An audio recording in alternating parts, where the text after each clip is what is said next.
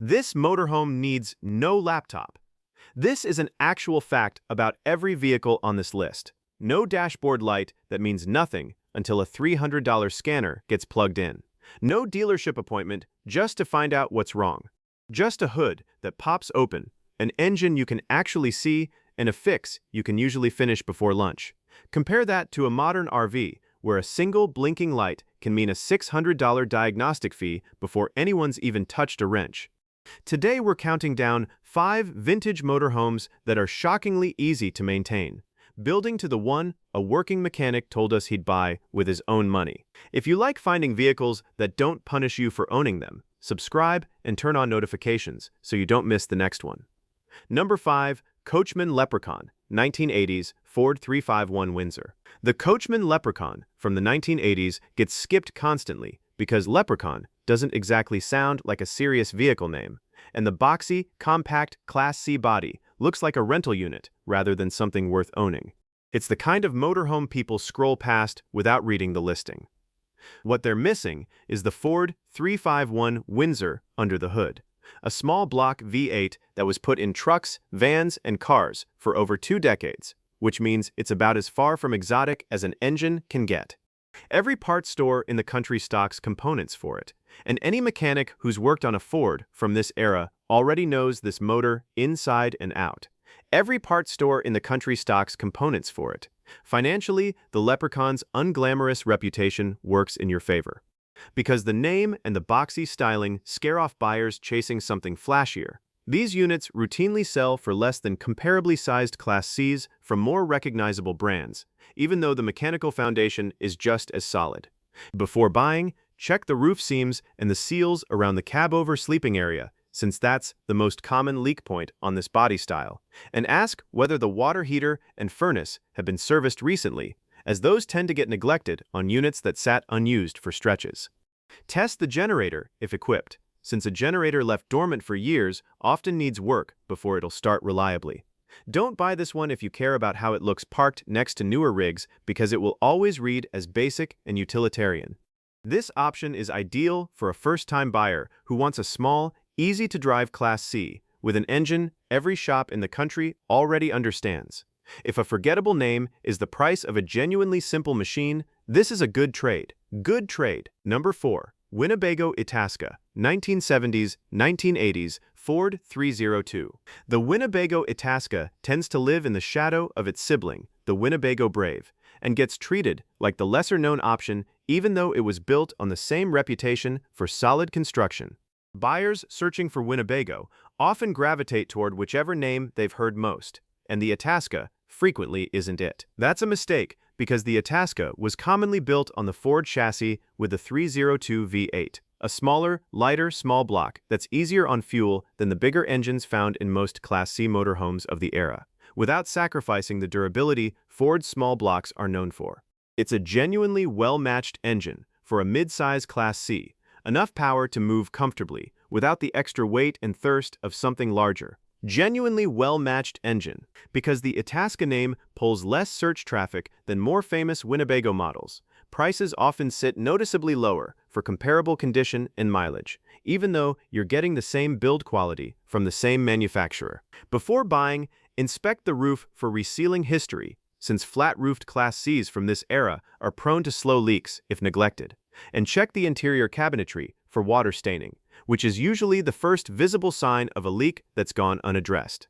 Ask about the condition of the propane system and have it pressure tested if the seller can't confirm when it was last checked.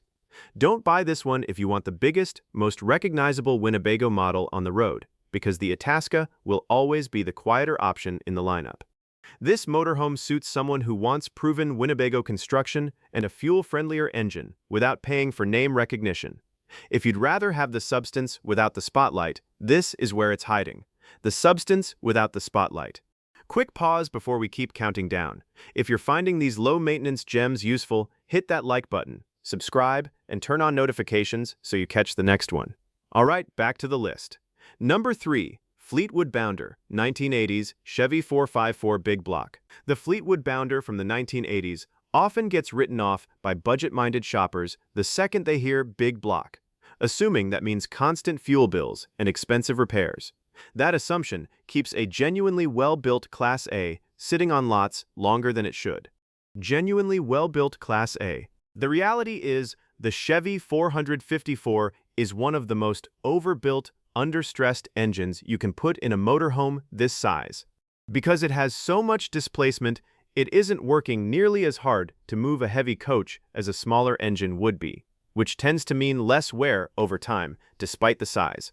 It's also a carbureted, pre-computer engine that shares huge parts commonality with Chevy trucks and vans from the same era, so sourcing components is rarely a problem. Financially, the fuel economy trade-off is real, but the purchase price on a well-kept bounder from this era is often dramatically lower than what people expect for the amount of living space and build quality you're getting, especially compared to a new Class A with a fraction of the room. Before buying, check the transmission for smooth, hesitation-free shifting under load.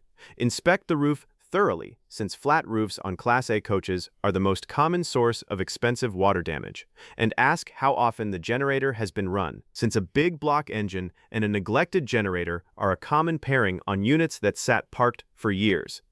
Don't buy this one if fuel costs are your main concern, because a big block V8 moving a full-size coach will never be cheap at the pump. This option is ideal for someone who wants serious Class A space and a genuinely tough drivetrain, and who's willing to trade fuel economy for durability. If you want an engine that isn't working hard to keep up, this is one of the toughest on the list. Number 2. Clark Cortez, 1963 to 1972, Chrysler Slant-Six. The Clark Cortez is one of the strangest and most overlooked motorhomes ever built, and most people scrolling past one have no idea what they're even looking at.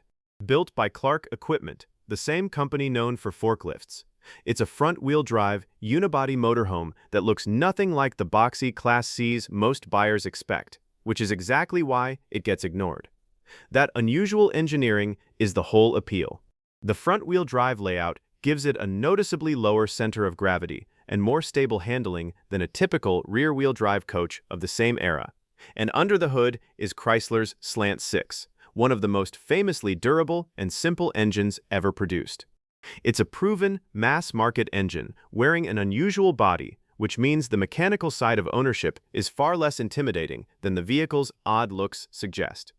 Because so few buyers recognize the Cortez on sight, and because it's not chasing the same audience as mainstream Class C motorhomes, prices for rough or unrestored examples can be surprisingly low relative to the engineering underneath, even though a small but dedicated collector community keeps well-restored units valued higher.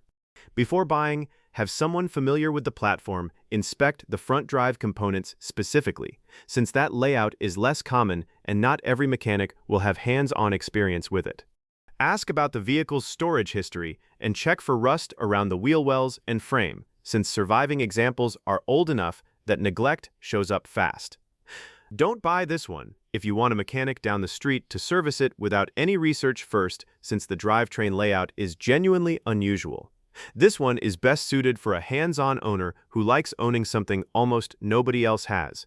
If you want proven Chrysler simplicity wrapped in one of the strangest motorhome designs ever made, this might be the most interesting vehicle on the entire list. Number 1. Dodge Travco, 1963 to 1970, Chrysler 318. The Dodge Travco doesn't just belong on this list. It's arguably the vehicle that made lists like this possible in the first place. Built with a rounded, one-piece fiberglass monocoque shell instead of a boxy frame and body setup, the Travco is often credited as one of the first true modern motorhomes, and it still doesn't look dated sitting next to coaches built decades later. Under that shell is the Chrysler 318 V8, an engine so widely used and so well documented that parts availability has never really been a concern, even on a vehicle this old. The fiberglass monocoque body is also lighter and more rust-resistant than the steel-framed competition of its era, which means many surviving examples have held up structurally far better than motorhomes half their age. Financially, a well-kept Travco often costs a fraction of what its historical significance and build quality would suggest, mostly because casual shoppers don't recognize the name the way collectors do. you're getting a genuinely pioneering design and a dead simple carbureted V8 for a price that reflects neither. Before buying, the engine is rarely the concern. Focus on the fiberglass shell for stress cracks, inspect the roof and seams for any sign of past leaks, and check the floor near the bathroom and kitchen for soft spots. One shop owner put it simply, if it broke down in front of his garage tomorrow, this is the one he'd actually want to drive home himself. Don't buy this one if you want a rig with modern conveniences already built in, because everything about this vehicle is original 1960s engineering. This option is ideal for someone who wants genuine motorhome history paired with an engine any mechanic in the country can service without hesitation. If shockingly easy maintenance is genuinely your top priority, this might be the easiest motorhome to own on the entire list. So there you have it, 5 real motorhomes that most people write off as old and complicated, when the truth is the exact opposite. They're old because they were built simple, and simple is exactly what makes them easy to keep running. None of these vehicles need a specialist, none of them need a dealership. What they need is basic tools, a little patience, and an engine that was designed to be understood, not hidden behind a computer. Remember that opening line, "This motorhome needs no laptop." Now you know it wasn't a gimmick, it's the actual thread running through every single one of these 5. Old doesn't mean broken. Sometimes old just means nothing's hiding from you. Nothing. Thank you for watching all the way to the end. If this video changed how you think about vintage motorhomes, hit that like button, subscribe if you haven't already, and turn on notifications so you catch the next one. And before you go, drop a comment and let us know. Would you rather learn to maintain one of these simple old machines yourself, or keep paying someone else to plug a laptop into your motorhome? Let us know which one of these 5 you'd actually want to own. Remember, the easiest motorhome to maintain isn't the newest one. It's the one that never needed a computer to tell you what's wrong. Never.